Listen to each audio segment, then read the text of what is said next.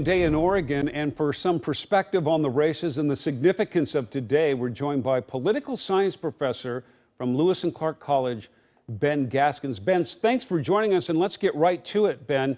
We have an election during a pandemic, during stay-at-home orders, during social distancing. How did this affect this election as far as the candidates and the issues?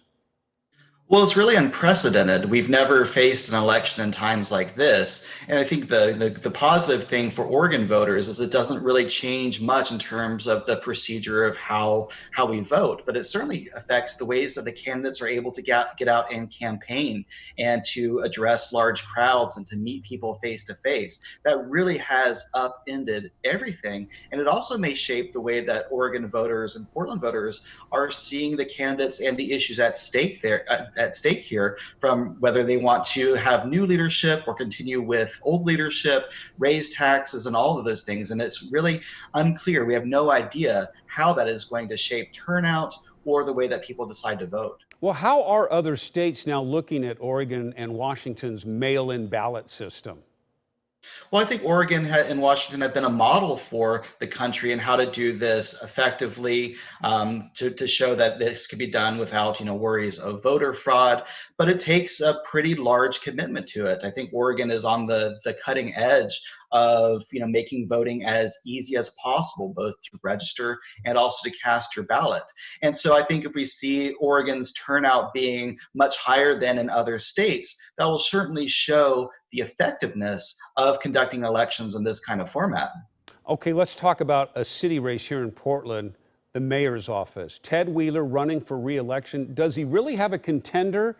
Did the pandemic, in a way, maybe help Wheeler as far as people saying he knows what's going on, we've got some budget problems, let's keep him in office? I think so. I think, and perhaps if there were a competitive Democratic presidential primary between Bernie Sanders and Joe Biden, that would be another thing that really have progressive voters more excited to show up and vote, and maybe boost a progressive candidate like Sarah Iannarone. But I think the big question is, will Ted Wheeler be able to get over 50%? Because if he does, he gets elected right now. If not, he has to face a runoff in November. And I think that's ultimately going to be what we'll be looking for tonight.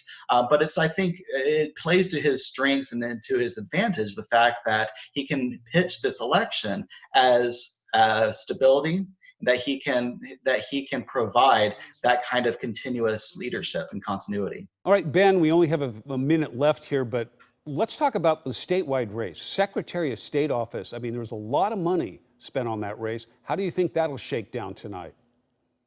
Well, it's going to be really fascinating, especially on the Democratic side with the top two. Shemia Fagan has gotten a lot of money, especially from labor unions, and her progressive and labor support is really, I think, going to boost her in the race against Mark Haas. But Mark Haas definitely has a lot of supporters behind him as well, a lot of endorsements, and he's well known in the Portland area from his work in the state Senate. And so I think it's going to be a close race. I've been looking to see if there's any polling on it, and I haven't been able to find any. But I think this is, again, going to be one to really watch for, to see whether or not Democratic voters especially want someone that is perhaps more progressive, younger, or want someone who's more tried and true and perhaps more towards the middle of the party. All right, Ben Gaskins, and I know you'll be watching the election as closely as we are. We'll be talking to you later tonight. Ben, thank you for joining us.